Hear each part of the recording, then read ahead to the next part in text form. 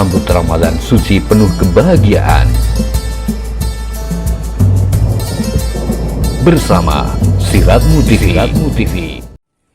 Assalamualaikum warahmatullahi wabarakatuh, pemirsa Siratmu TV dan juga pendengar radio Bos FM dimanapun saat ini Anda berada. Kembali kita hadir di kajian iftar menjelang buka puasa. Dan di kesempatan kali ini kita akan menghadirkan narasumber yang sudah tadi disampaikan terkait dengan masalah kesehatan dari Rumah Sakit Umum PKU Muhammadiyah Delanggu. Saya Muhammad Darwis akan mengantarkan kajian iftar hari ini seputar kesehatan, dan sudah bersama kita narasumber dari Rumah Sakit Umum PKU Muhammadiyah Delanggu, ada Dr. Gartininggih Sri Wijayanti. Assalamualaikum warahmatullahi wabarakatuh. Apa kabar, dokter? Waalaikumsalam warahmatullahi wabarakatuh. Iya, sehat-sehat selalu ya. Alhamdulillah. Kalau kesehariannya di RSUD PKU Delanggu ini sebagai dokter apa nih?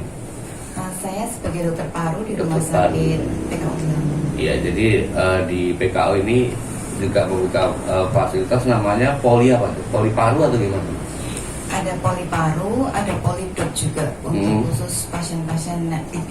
Oke, ya. Dan kebetulan kali kita akan membahas tentang TB ya, yang juga dalam rangka memperingati Hari TB sedunia, dan PKU sebagai salah satu rumah sakit amal usaha Muhammadiyah tentu juga konsen dalam hal membantu pemerintah dalam penanganan kasus TB ini. Karena memang di Indonesia ya tahu dengar sih banyak, tapi nanti kita coba cross check sama Bu Dokter Paru ya yang tahu banyak tentang ini. Nah, mungkin disampaikan tentang sebenarnya penyakit TB itu sendiri penyakit apa gitu dok, sehingga sampai pemerintah itu benar-benar tahun ini akan melakukan screening besar-besaran. Ini kan memang dalam rangka memperingati Hari TB ya. Iya. Tepatnya kan tanggal 24 Maret kemarin kita 24 Maret. Iya, kita memperingati Hari TB sedunia. Iya. Dan untuk tema tahun ini antara lain adalah investasi untuk eliminasi tuberkulosa, selamatkan bangsa. Jadi TB sendiri adalah suatu penyakit infeksi yang disebabkan oleh Mycobacterium tuberculosa. Di sini memang sebagian besar itu yang kita tahu TB itu menyerang paru, tapi sebenarnya bisa menyerang organ-organ yang lain. Iya. Nah, ciri-cirinya sendiri kalau kita bisa menyebut pasien tersebut itu menderita TB dari cirinya apa? Kalau dari ciri-ciri pasien yang terinfeksi penyakit TB antara lain biasanya batuk lebih dari 2 minggu. Bisa juga disertai dengan batuk darah. Terus ada demam, ada keluar keringat malam, terus ada penurunan berat badan, penurunan nafsu makan, serta badan biasanya terasa lemas. Iya. Jadi memang lebih cenderung ke identik dengan batuk ya dok ya, TB itu. Biasanya TB itu batuknya itu lama atau batuknya itu kronis lebih dari 2 minggu. Jadi kalau kita sering mendengar kasus kematian yang disebabkan karena TB dan sebagainya. Nah, kalau di Indonesia sendiri perkembangan kasus TB itu seperti apa? Kalau di Indonesia sendiri dari data sih jumlah kasus TB sekarang itu sudah mencapai 824.000. 824.000 ya. Ya. 824.000 dengan tingkat kematian 93.000. Jadi lumayan tinggi. 93.000 ini untuk apa hitungannya per tahun ya? Ya. Setahun gitu, dalam setahun gitu ya. Iya. Jadi kasus yang sampai dengan saat ini ada di Indonesia itu 824.000 kasus ya. Ya, itu termasuk kita itu sudah menduduki peringkat ketiga sedunia. Peringkat ketiga. Lumayan ya. Pertama mana kan? India sebenarnya. India. Ya. Kedua. Karena kan memang jumlah penduduknya kan juga lumayan banyak kan. Biasanya kan TB itu lebih ke tempat-tempat yang padat penduduknya seperti itu. Kan termasuk Indonesia pun juga negara berkembang dengan jumlah penduduk yang lumayan padat. Indonesia menduduki peringkat ketiga setelah India, dan nomor 2-nya biasanya Cina biasanya loh ya. Iya, Biasanya banyak ya. yang tingkat penduduknya banyak begitu ya. Ya, ya. Nah, kalau mungkin saat ini ya perkembangan dengan jumlah kasus mencapai 824.000 ya. Itu nggak sedikit, dan yang sudah istilahnya ditemukan dan diobati dari jumlah tersebut kira-kira ada berapa? 50%-nya ada nggak sampai sekarang ini? Kalau sampai sekarang sih sebenarnya, apalagi ada kasus pandemi COVID ini ya. Iya. Jadi sepertinya TB itu lumayan terabaikan. Iya. Jadi banyak kasus-kasus yang sulit ditemukan. Intinya seperti itu. Banyak pasien karena kan memang kalau penyakit paru, infeksi paru itu cenderung gejalanya kan hampir sama, batuk lah pasti ya. Iya, iya, iya. Terus sekarang juga ada COVID yang gejalanya juga ke arah situ. Ya, Jadi lumayan agak terabaikan. Agak terabaikan ya. Masa pandemi ini, pandemi COVID ini. Tapi pemerintah dalam hari ini mungkin dinas kementerian terkait juga terus berupaya untuk melakukan upaya untuk menekan hal ini. Nah, kalau mungkin yang kita dapatkan informasi memang screening besar-besaran begitu ya. Yes. Screening besar-besaran untuk menemukan dan mengobati gitu kan. Langkah ini biasanya kan sebelum ke hal itu penularan ya. Jadi penularan. Saya rasa 824.000 taruhlah yang mungkin bisa terobati, terdeteksi 49% misalnya. Kan masih ada 500-an ribu gitu kan. Nah, kira-kira untuk memutus penularannya itu langkah-langkah yang harus dilakukan ya sebagai masyarakat awam seperti itu apa, Dok? Sebenarnya kalau ini kan untuk mengeliminasi TB ini kan kita memang butuh kolaborasi banyak pihak ya. Dokter salah satunya untuk menegakkan diagnosa. Masyarakat sendiri, terus pemerintah seperti apa. Kalau dari dokter kan memang untuk menegakkan diagnosa, dari pasien periksa ke kita diagnosa, kita terapi seperti itu. Kalau dari masyarakat mungkin pasien-pasien atau masyarakat yang punya keluhan atau gejala yang tadi mungkin segera periksa. Terus kalau punya teman atau saudara yang dengan gejala seperti itu dianjurkan untuk segera periksa, untuk melakukan pemeriksaan lebih lanjut. Antara lain bisa kita lakukan ronsen atau pemeriksaan darah. Serta masyarakat juga bisa melakukan pola hidup bersih dan sehat. Pola hidup bersih dan sehat ya. Jadi kalau dalam istilahnya penyakit itu sendiri gitu ya, Dok ya. Kan kalau misalnya COVID misalnya, ya sekarang ada istilah yang namanya kayak positif dan sebelum positif itu apa misalnya. Jadi baru misalnya belum terkonfirmasi positif, tapi kalau setelah ada diteliti itu ternyata dinyatakan positif. Nah, kalau dari TB sendiri tahapannya apa? Kalau TB sendiri kan kita memang gold standar atau memang pemeriksaan yang harus ada pemeriksaan darah atau pemeriksaan sputum. Dari situ nanti kita tahu apakah dalam darahnya itu kita temukan Mycobacterium tuberculosis atau tidak. Seperti itu. Kalau memang sudah ada di situ, kita nyatakan sebagai positif, terkonfirmasi secara bakteriologis. Intinya seperti itu. Kalau istilahnya kalau baru kelihatan gejala itu namanya apa istilahnya gitu? Suspek. Tapi sekarang COVID pun pakai suspek juga ya? COVID pun juga suspek. Suspek itu kan intinya kan kita curigai. Apapun yang kita curigai, kita biasanya memang menggunakan istilah suspek. Entah itu COVID atau entah itu TB. Mau menyebut itu aja sulit ya. Baik pemirsa dan pendengar Bos FM dimanapun saat ini Anda berada. Jadi kita masih menghadirkan dialog seputar TB ya. Jadi ini merupakan satu upaya langkah dari Rumah Sakit PKAU Muhammadiyah Delanggu sebagai institusi kesehatan juga berperan aktif dalam bidang kesehatan. Dalam hal ini adalah membantu pemerintah untuk mengurangi, paling enggak ya, menekan ya angka TB di Indonesia yang saat ini tadi sudah disampaikan oleh dokter, ini sudah mencapai 824.000 kasus ya. Ini terkonfirmasi atau suspek jumlah itu? Kayaknya tentu terkonfirmasi ya. Nah, memang butuh sinergi dari semuanya.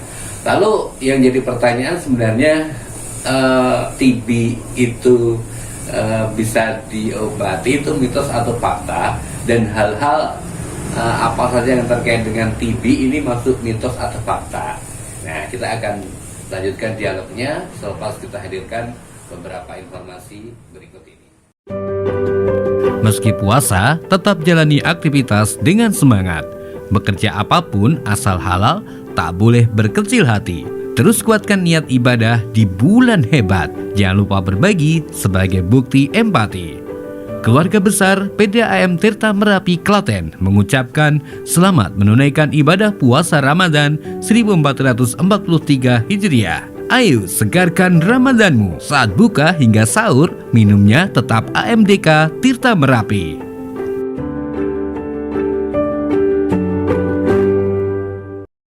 Sambut Ramadan suci penuh kebahagiaan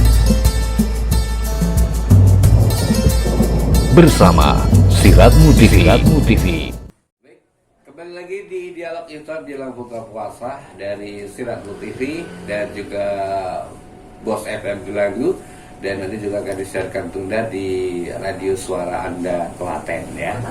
Dan kali ini kita masih membahas persoalan perkembangan penyakit TB yang ada di Indonesia kaitannya dengan peringatan Hari TB Sedunia, dan kita bersinergi dengan Rumah Sakit Umum PKAU Muhammadiyah Delanggu yang akan mengupas tentang masalah penyakit ini ya.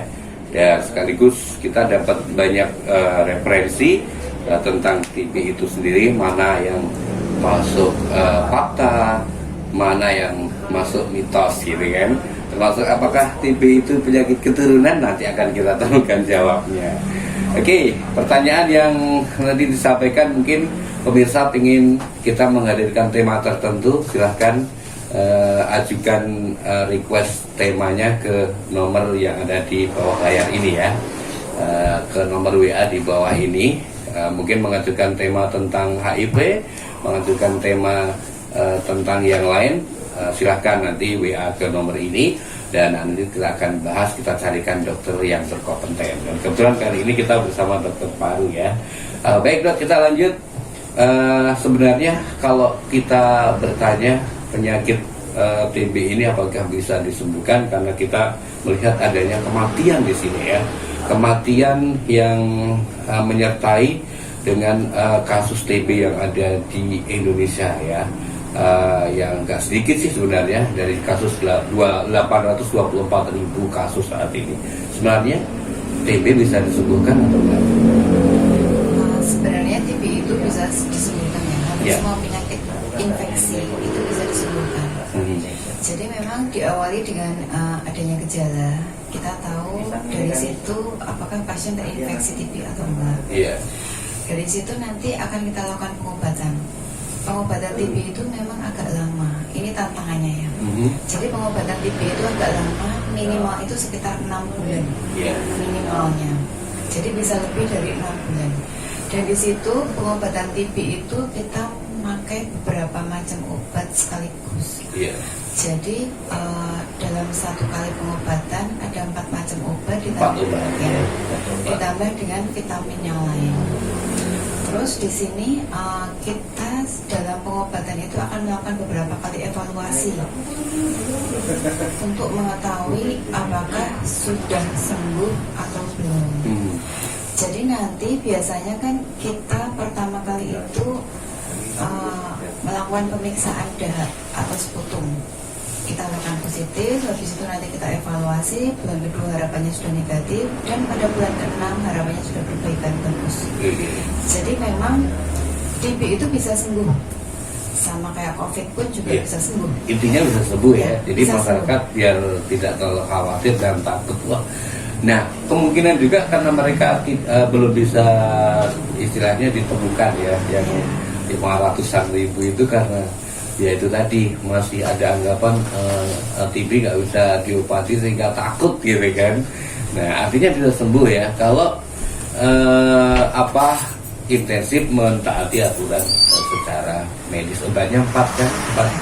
4 macam obat di 2 bulan pertama. 2 bulan pertama. Ya. Nanti selanjutnya biasanya sekitar 2 macam obat aja. Obat intinya obat untuk mematikan Mycobacterium tuberculosanya. Iya, iya. Artinya efektif waktunya butuh berapa dok sampai pasien itu dinyatakan sembuh dari TB? Kalau waktu efektifnya itu minimal 6 bulan. 6 bulan ya.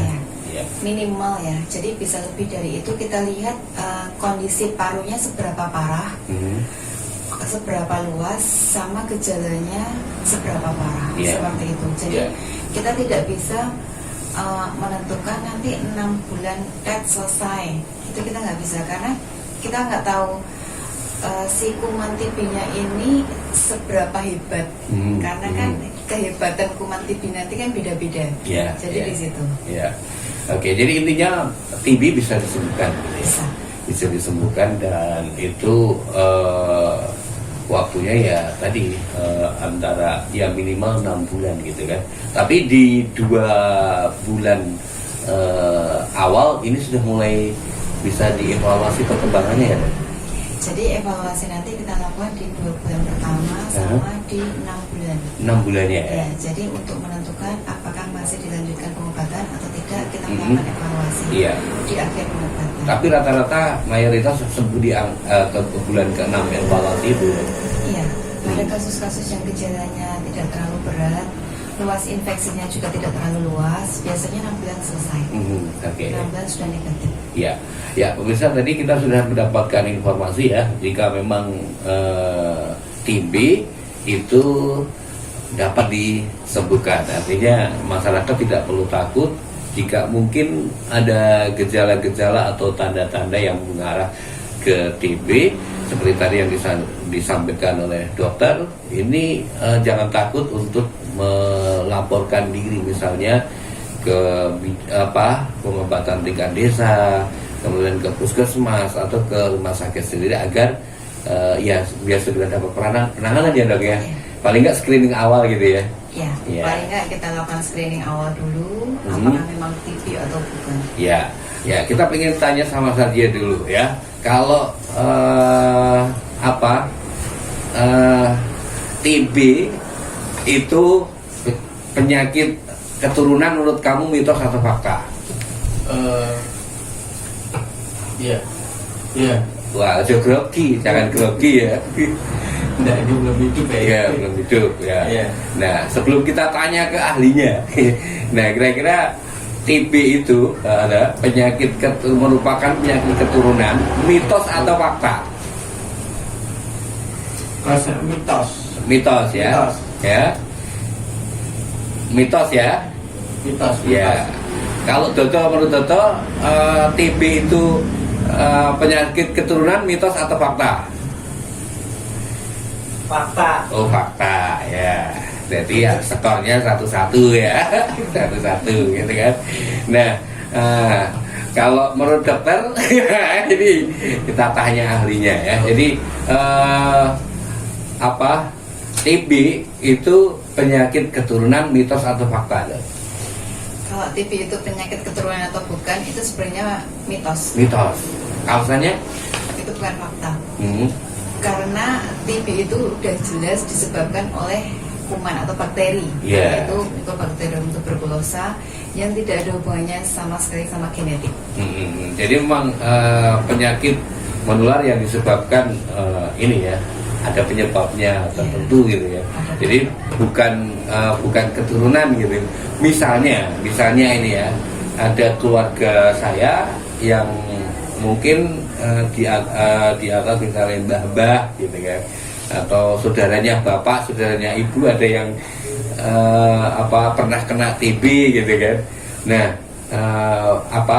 bukan jaminan itu terus menular ke kita, asal kita ini bisa menjaga kebersihan dan sebagainya gitu ya, Dok ya.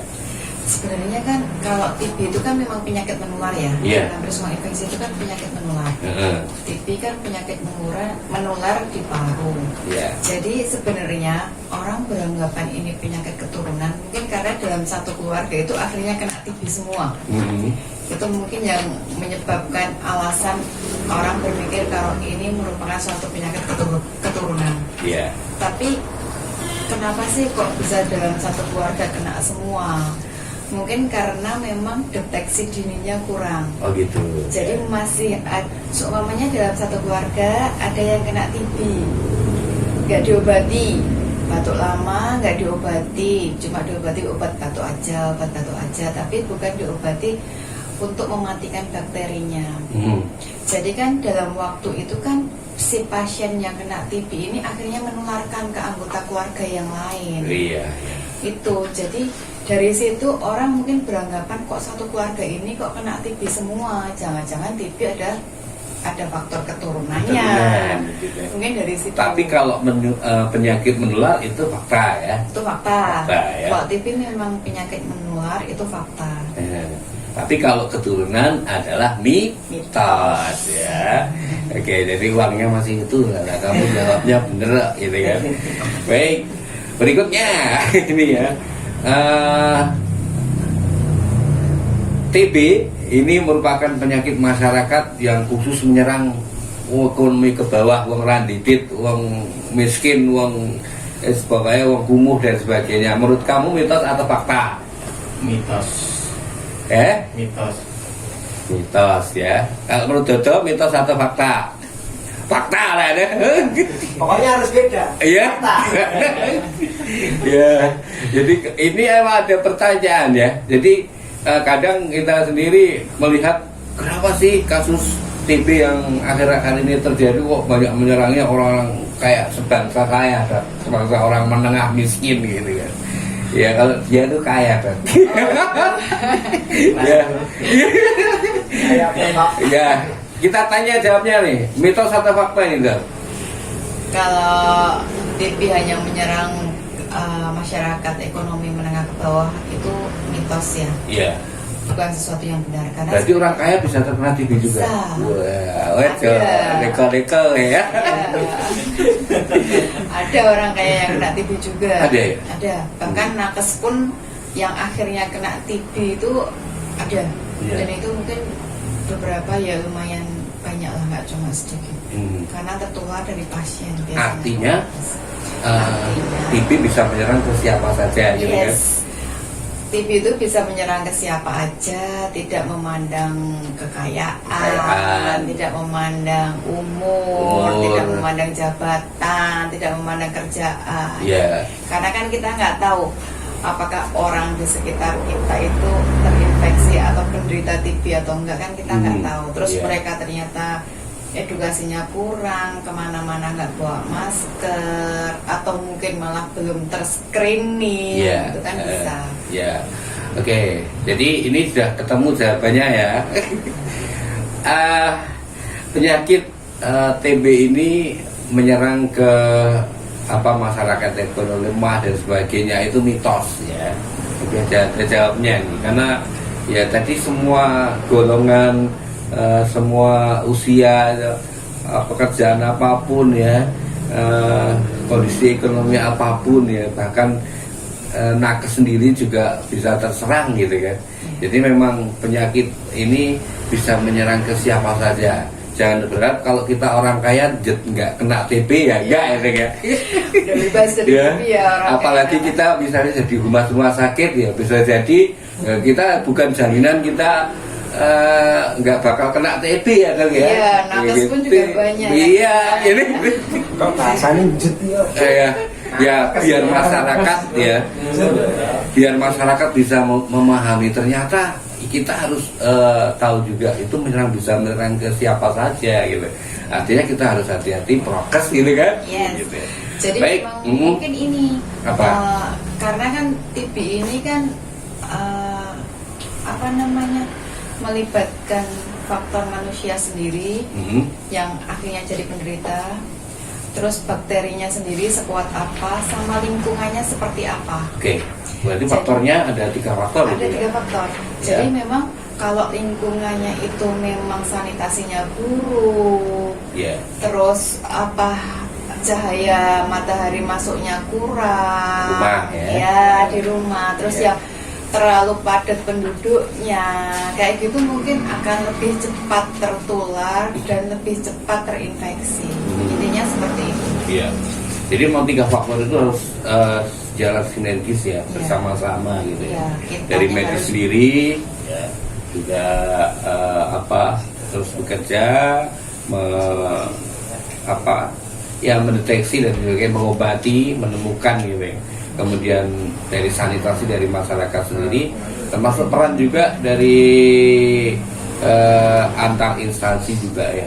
Dalam hal ini mungkin ormas ya, karena juga ada beberapa dari mereka yang konsen ya, LSM ataupun yang lain, dan konsen juga tentang permasalahan TB di Indonesia ya.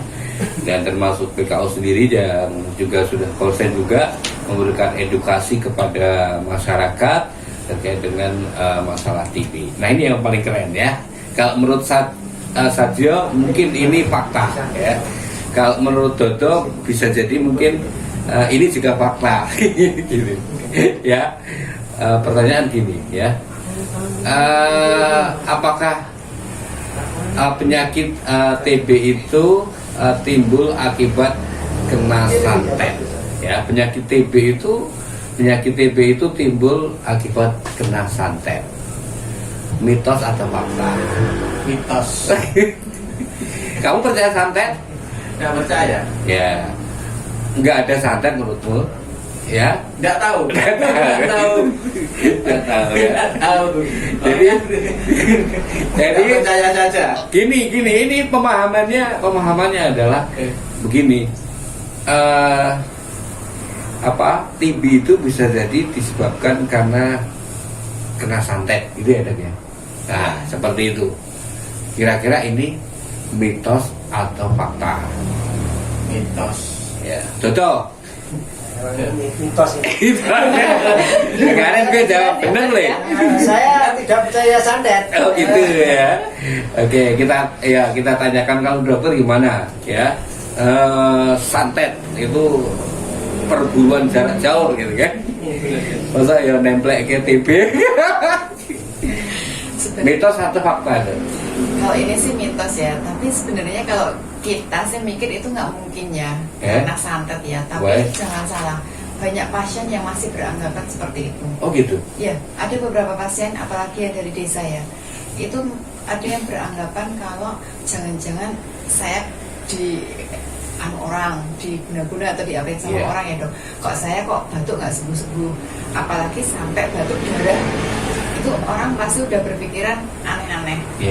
Apalagi kalau orang dengan ISPA atau batuk biasa diobati obat batuk sembuh, oke, selesai. Tapi kok saya beberapa bulan batuk kok nggak sembuh-sembuh ya dok, seperti itu tuh banyak orang yang akhirnya berpikir ke neko-neko lah, intinya seperti itu. Misalnya, kena santet gitu kan? Iya, karena biasanya saya batuk cuma seminggu sembuh dok. Kok ini Padahal sampai TB. berbulan-bulan? Padahal ternyata TB. Padahal ternyata setelah dicek dahaknya MTB-nya positif, nggak ketahuan. Apalagi kalau sampai batuk darah kan orang udah neko-neko pikirannya. Seperti itu. Secara medis itu adalah mitos ya. Mitos. Tapi masyarakat sendiri masih punya pemahaman tentang ya, ada mungkin yang masih menganggap gitu kan. Nah, itu karena santet gitu.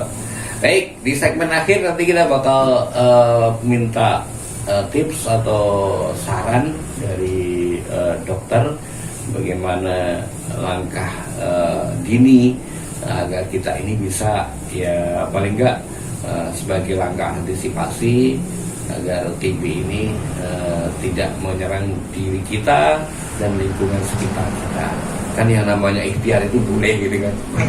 Nah, nanti gimana caranya kita akan ikuti di segmen terakhir selepas kita hadirkan beberapa informasi berikut ini. Alhamdulillah, Ramadan tiba. Simak kajian istimewa Dialog Iftar menjelang buka puasa di Radio Suara Anda Klaten dan 107.7 Radio Botani Sang Surya Delanggu setiap pukul 16.30 sampai dengan 17.30 waktu Indonesia Barat, menghadirkan narasumber dan tema yang menarik seputar Islam, puasa, pendidikan, entrepreneur, dan lainnya. Kajian Iftar jelang buka puasa di Radio Suara Anda FM dan Bos FM Delanggu, ikut didukung oleh Bank Klaten.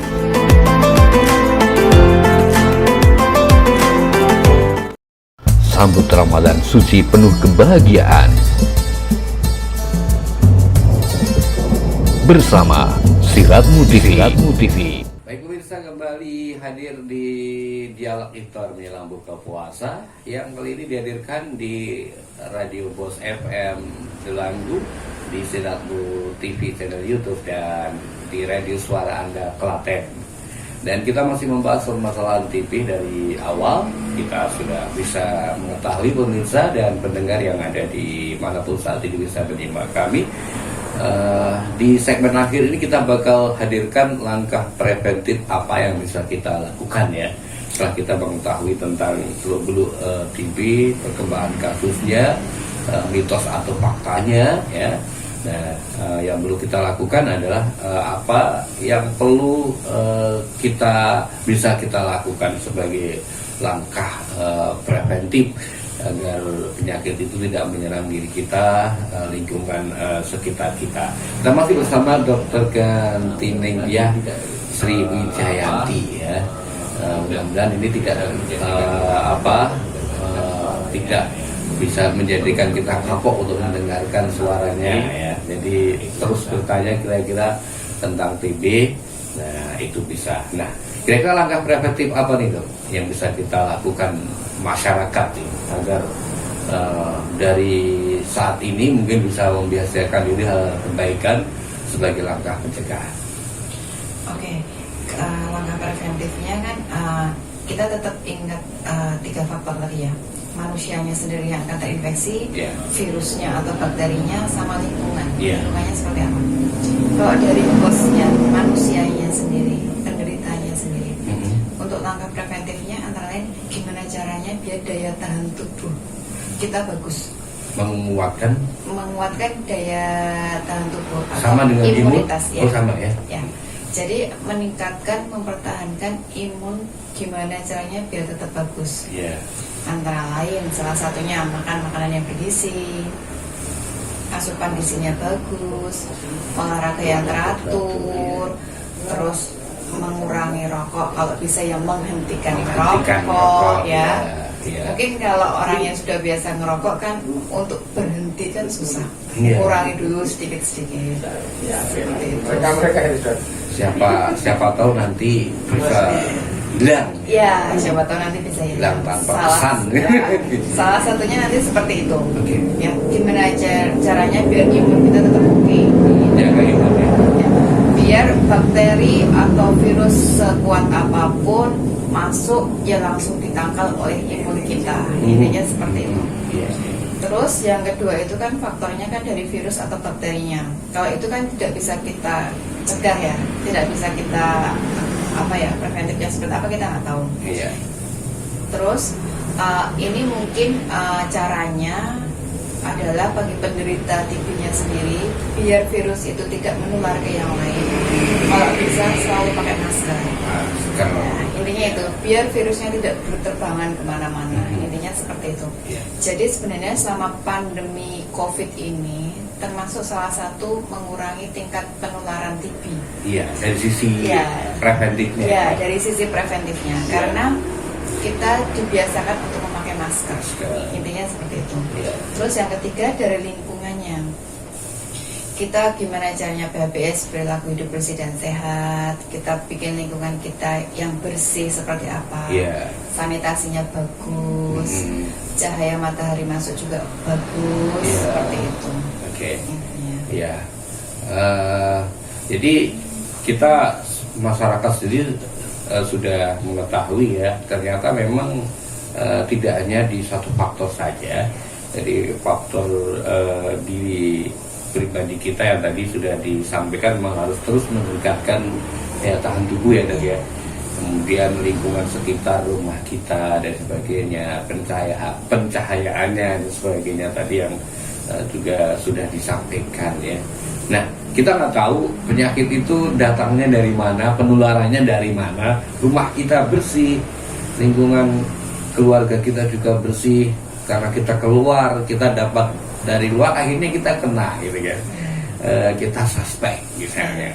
Nah, kalau sudah seperti itu, langkah pengobatannya atau alurnya seperti apa dok? Kalau kita merasakan gejala taruhlah seperti itu, monggo. Kalau alurnya seperti apa? Misalnya kita merasakan ada gejala yang mengarah ke TB. Jadi pasien atau orang yang dengan gejala salah satunya batuk lama, sesak, demam, keringat malam, penurunan berat badan, penurunan nafsu makan, lemes, itu sebaiknya langsung segera screening. Kita lakukan screening ya. Bisa ke rumah sakit atau ke puskesmas. Ke PKU bisa ya? Oh bisa banget. Terus kalaupun nanti akan kita lakukan anamnesa. Anamnesanya seperti apa? Mengarah ke TB-nya, ke TBC-nya. Habis itu setelah itu kalau di puskesmas kita bisa melakukan pemeriksaan dahak. Pemeriksaan dahak hasilnya seperti apa? Apakah memang ada bakteri TBC-nya atau enggak? Kalau di rumah sakit, selain kita bisa melakukan pemeriksaan dahak, mungkin kita juga bisa pemeriksaan radiologis. Kita bisa ronsen. Jadi kita tahu seberapa luas infeksinya. Pakai X-ray itu ya? Iya, X-ray. Katanya ini juga nanti screeningnya pakai itu juga ya? Screeningnya kalau di rumah sakit atau memang ada sarana prasarana yang memadai, iya pakai. Oh gitu ya? Iya. Jadi screening bisa dilakukan juga dengan X-ray gitu ya? Iya, bisa. Terus lanjut? Terus kalau memang sudah terdiagnosa pasti ini TBC, kita lakukan tata laksana. Kita lakukan pengobatan dengan pengobatan yang membunuh si bakteri itu. Jadi bukan cuma mengobati batuknya aja, tapi gimana caranya biar bakteri itu mati. Dengan obat-obatan, ya 4 jenis obat itu minimalnya.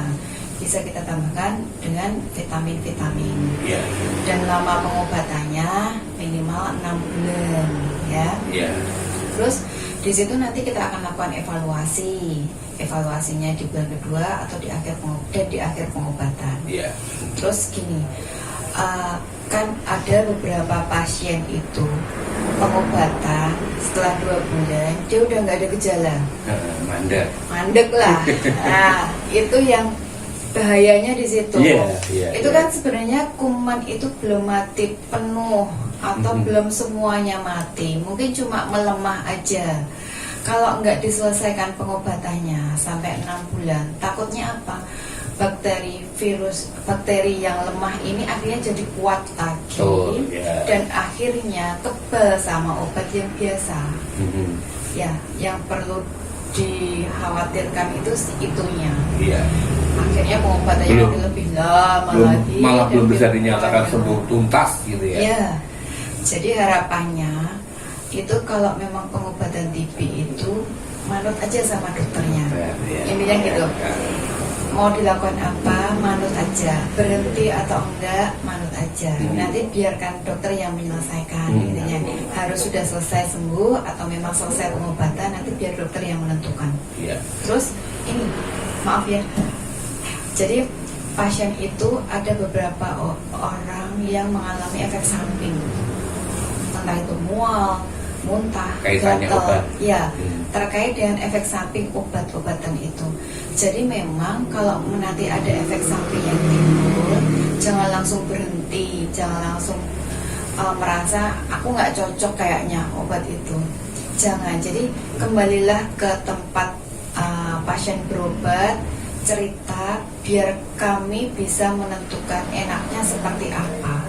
Apalagi kalau pasien-pasien yang memang hasil dahaknya positif seperti itu.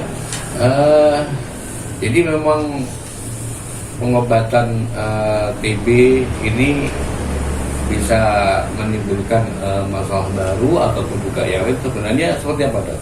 Enggak ya? Nggak semua. Enggak ya? Nggak semua itu timbul efek samping, enggak. Iya. Dari 10 pasien mungkin 1 atau mungkin nggak ada juga bisa. Jadi jangan berpikir semua pasien akan kena yang sama gitu, enggak. Iya, iya. Harus dirawat di rumah sakit setelah terkonfirmasi? Enggak. Kalau dulu, zaman dulu ya, zaman saya kecil mungkin ya, itu kan pasien TB kan harus ditempatkan di mana atau ada istilah sanatorium zaman dulu. Kalau sekarang enggak ya. Dengan edukasi aja, pakai masker terus lama di rumah, gimana caranya pencegahan penularannya seperti apa, nanti pengobatan bisa di rumah. Karena kalau dipikirkan, kalau pasien TB itu kan memang pengobatan lama, butuh support dari keluarga, dari tetangga. Jadi kalau dikucilkan kan kasihan. Selama kita edukasi yang baik, insya Allah nggak apa-apa. Termasuk ya gejalanya memang tidak harus diawali dengan batuk darah gitu ya, dahak gitu ya. Iya, tidak. Tidak harus ya. Tidak harus, tidak harus. Ya sebenarnya masih banyak juga nih Dok ya, hal-hal mitos apa ataupun juga yang lain yang terkait dengan TB ini. Tapi kalau di sini mungkin mau dikonsultasikan ya waktunya ya nggak mencukupi. Nah kira-kira bisa nggak sih konsultasi sama dokter di PKU Muhammadiyah Delanggu masalah ini? Mungkin masyarakat juga yang ingin konsultasi bisa nggak sih? Bisa. Di PKU Delanggu Poli Paru buka setiap hari. Setiap hari. Nah, setiap hari buka dari Senin sampai Sabtu, ada dokter paru di sana. Kalau saya sendiri hari Selasa sama hari Jumat. Oke, Pak catat dulu ya, jangan nggak lupa ya. Ya nanti saja kalau minta nggak tak kasih jadwalnya. Kalau masyarakat boleh. Oke, setiap berapa kalau dokter 2 kali ya? Iya, saya seminggu 2 kali, hari Selasa sama hari Jumat. Jam setengah 3 sampai setengah 5. Jadi masyarakat, jadi yang belum paham mungkin ya, mungkin tadi dengerinnya nggak penuh, terlambat ya nanti bisa disarankan untuk konsultasi atau juga memanfaatkan poli yang ada di Rumah Sakit Umum PKU Muhammadiyah Delanggu, karena di sana edukasi sudah kita sampaikan. Ini bagian dari komitmen care-nya PKU juga terhadap edukasi tentang TB. Nah, untuk perawatan sendiri yang terkonfirmasi sudah bisa dilakukan di sana, bahkan ada poli dan dokternya juga ya Dok ya. Dan kurang apa lagi coba. Ya dah, mungkin ini yang bisa kita sampaikan di dialog iftar menjelang buka puasa hari ini, mengayu bagi Hari TB Sedunia, termasuk peran dari Rumah Sakit PKU Muhammadiyah Delanggu bersama mitra media yang saat ini menyiarkan program ini bersama-sama sinergi untuk mengatasi permasalahan TB yang ada di Indonesia. Kita ingat sebenarnya ada tos TB, tapi aku lupa sih tos TB itu gimana? Temukan gimana? Tos TB itu temukan obati sampai selesai. Obati sampai selesai. Ya. Saya Muhammad bersama narasumber kita ada Dr. Gatininggyah Sri Wijayanti. Undur diri dari dialog iftar kali ini. Berterima kasih atas kebersamaan Anda. Nasrullah wa fatkun karib. Assalamualaikum warahmatullahi wabarakatuh. Sambut Ramadan suci penuh kebahagiaan bersama Siratmu TV.